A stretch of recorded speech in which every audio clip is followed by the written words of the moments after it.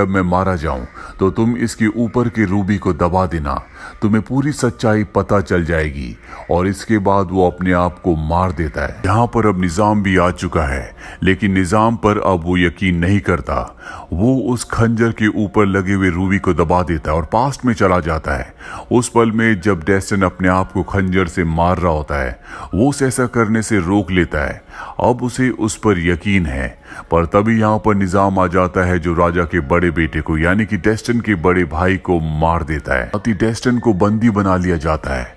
अब उसके पास खंजर आ चुका है, इसीलिए वो नीचे उस जगह की तरफ बढ़ चलता है जहां पर सैंड ग्लास है। इसके अंदर उस रेतीले तूफान को हजारों साल पहले कैद किया गया था।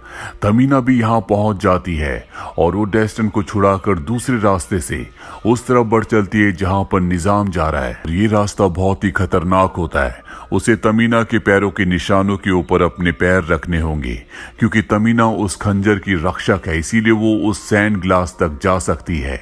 और जब वो ऐसा कर रहा होता है तभी ऊपर से मिट्टी गिरती है, जिससे पूरी की पूरी जगह नीचे धंस जाती है और ये दोनों अलग हो जाते हैं।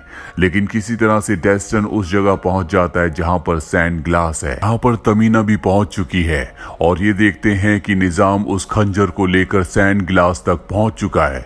ये उसे रोकने की कोशिश करते हैं, लेकिन निजाम इन दोनों को ऊपर से नीचे फेंक देता है। डेस्टिन तमीना का हाथ पकड़ लेता है, वो उसका हाथ नहीं छोड़ना चाहता और वही निजाम को दिखाया जाता है जो खंजर को उस जगह स्टैब कर देता है जहां पर सैंड ग्लास है और ऊपर की रूबी को दबा देता है। तमीना डेस्टिन से कहती है कि तुम्हें मुझे जाने देना होगा और दुनिया को बचाना होगा, निजाम को किसी भी तरह से रोक लो।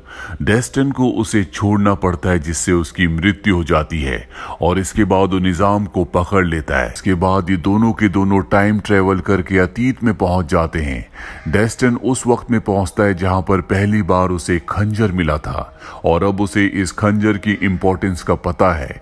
साथ ही उसे ये भी पता है कि ट्रेटर यानी कि गद्दार कौन है। ये वो पल होता है जब ये सब के सब एलमेट की दीवारों के बाहर होते हैं और डेस्टिन अपने बड़े भाई के पास जाता है और उसे बताता है कि इस किले के अंदर यानी कि इस राज्य के अंदर कोई भी ऐसा नहीं है जो हमारे दुश्मनों को हथियार बेचता है। ये पूरा का पूरा एक षड्यंत्र है। ये सुनने के बाद डेस्टिन के भाई हमला करने से मना कर देते हैं। निजाम भी यहीं पर होता है और वो निजाम की पूरी सच्चाई उन्हें बता देता है। निजाम डेस्टिन के ऊपर हमला करता है, लेकिन वो उसे हरा देता है। हालांकि वो उसे नहीं मारता, लेकिन एक बार फिर से निजाम डेस्टिन के ऊपर हमला करता है, जिस वजह से राजा का बड़ा बेटा उसे मार देता है। साथ ही इन्हें इस बात का भी एहसास होता है